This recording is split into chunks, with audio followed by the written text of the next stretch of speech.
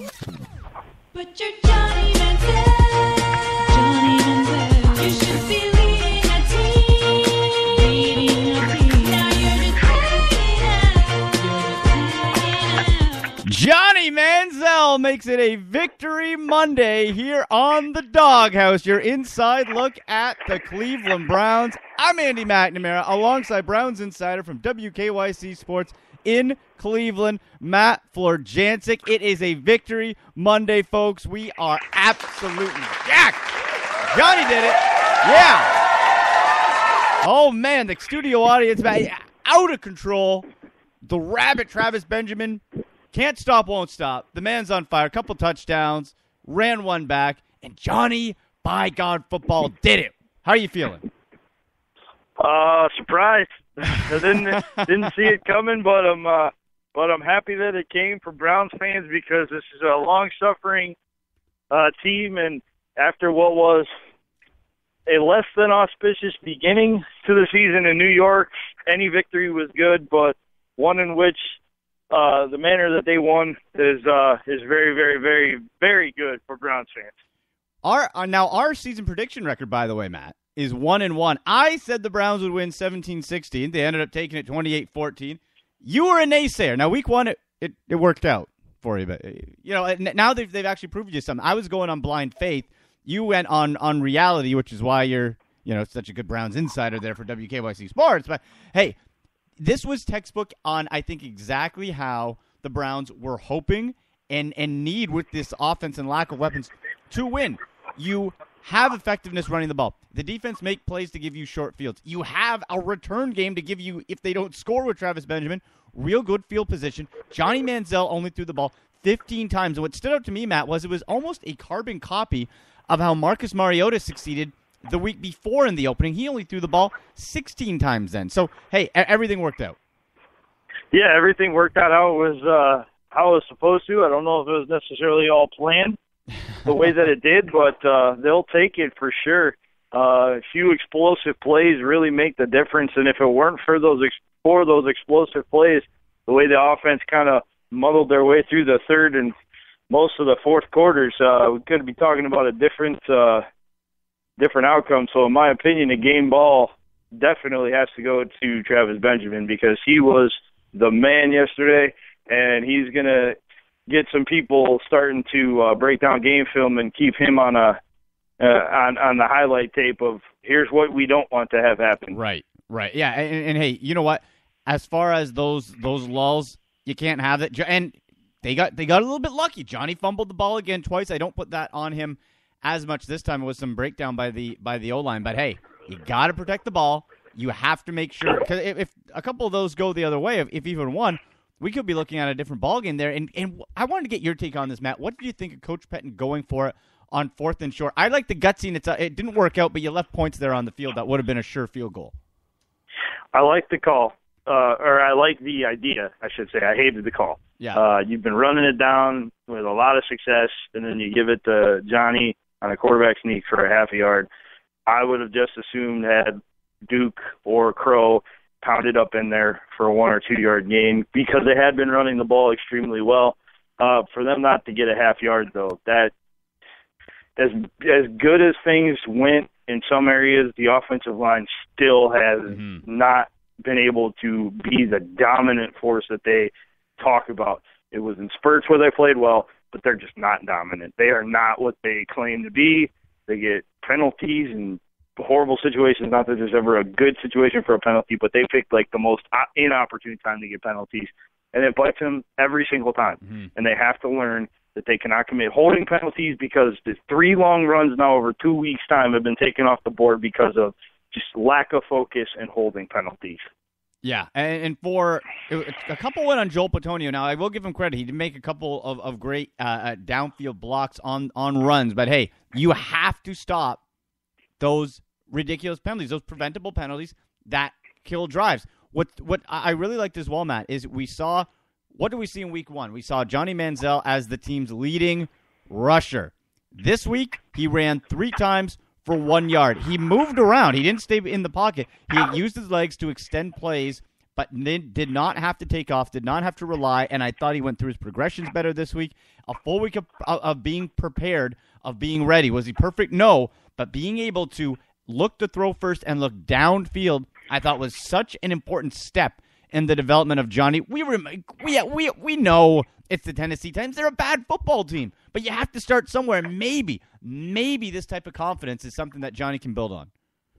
Yeah, you'd hope that it is something that they can build on because they really need to build on something. Yeah. My problem is he's not going to throw people open. He's going to throw to open people. Right. And the good quarterbacks find a way to throw people open, even in coverage. That would be the next evolution that I want to see out of him, because now he can hit the open targets, which, let's be honest, Browns quarterbacks aren't very good at hitting any targets, much less open ones. No. So to see that step is a nice progression, but now if he ever wants to be the elite first-round pick quarterback, franchise quarterback that people think he can be, the next obvious evolution for him is to throw people open. I watched Aaron Rodgers do it. He went 9 for 9 for 91 yards with a touchdown on a game-winning drive against a pretty darn good Seattle Seahawks defense. He threw people open. Mm-hmm. There were coverage, and then they'd break off a route. He'd escape the pocket, and he'd throw them open. Johnny has to do that. For Right. this team to put faith in him long-term, and they're going to regardless of what we have to say about it, whether we think it's a good or a bad idea. For him to be that elite franchise quarterback, he has to throw people open. He just can't hit open targets because the team that he has now isn't built for that. Right. They have some speed guys, but nobody that's going to win a jump ball. You're listening to The Doghouse, your inside look at the Cleveland Browns. I'm Andy McNamara alongside Browns insider from WKYC Sports in Cleveland, Matt Fleur-Jancic. Our Twitter question, put it out there this morning, our Victory Monday Doghouse Twitter question. It's an obvious one, but it needs to be asked, and it is the buzz around the Dog Pound and Browns fans worldwide. Who should start at quarterback Sunday versus the Oakland Raiders? Josh McCown, if he's cleared from concussion protocol, or Johnny Football? At AndyMC81 on Twitter, at Matt Fleur-Jancic. You can get us on email, too, thedoghouseshow@gmail.com. Dog spelled D-A-W-G. Don't forget, too, hey, we got an app. You can get it for Android. Go to the Google Play Store. Just type in The Doghouse. You can find us on iTunes as well. We're on there. We're on Spreaker. We're on YouTube. So you can get your Browns fix everywhere. Matt, the only, and you brought it up there, there's not a lot of playmakers. There is, it seems like just Travis Benjamin, who, my God, he has been a revelation the first 2 weeks of this season. But even the shorter, like Taylor Gabriel's not getting a shot. Maybe that's more on Johnny. Brian Hartline had a catch. Dwayne Bowe was thrown to one time, incomplete. Like, is there an easier way to make $9 million than Dwayne Bowe? Like, can I get signed up for that, please? Josh McCown, if he's a backup quarterback, making $15 million. He at least drove to the end. He sacrificed his body. Dwayne Bowe waved at one pass. That's all he did. Dwayne Bowe should not have been on this team. He should not have been given $9 million guaranteed coming up with a 0 touchdown season. It was a Ray Farmer trying to get his good friend another contract in the NFL, and it's not going to help this franchise. It was a dumb signing when they made it, and it looks even dumber now. Because whether they kept him on the field or cut him, they owed him $10 million almost. Wow. That's a bad deal for a franchise that needs playmakers. And if they think a 32-year-old wide receiver has some juice left in the tank to help bring along a 22-year-old quarterback, and that's going to be the plan of success, I question the decision-making, and I'm scared to let them near another draft board. Oh, yeah. They shouldn't be trusted with the pen to sign the contract, much less offering such a contract. Well, we've seen finally with Johnny's success, that is really the first successful first-round pick under this regime, which has 4 first-round picks. And that's a very small, very, very small sample size. I realized that after one successful game for Johnny, got his first NFL win, his first victory formation. The Browns now tied for second in the AFC North at 1-1. With the Pittsburgh Steelers. The Baltimore Ravens fall to 0-2, and the Bengals at 2-0. Before we get to the division, Matt, getting to the running game here, because it's important. Isaiah Crowell averaged, 1.8, 1.2 yards per carry a week ago. 4.8 on the ground, and a touchdown, had a long run of 15 for 72 yards. Duke Johnson averaged 3.6 yards a carry on 12 handoffs for 43 yards. I thought, for you watching the game, was it a combination of the line making more lanes, or do you put more of the success on the actual running backs themselves?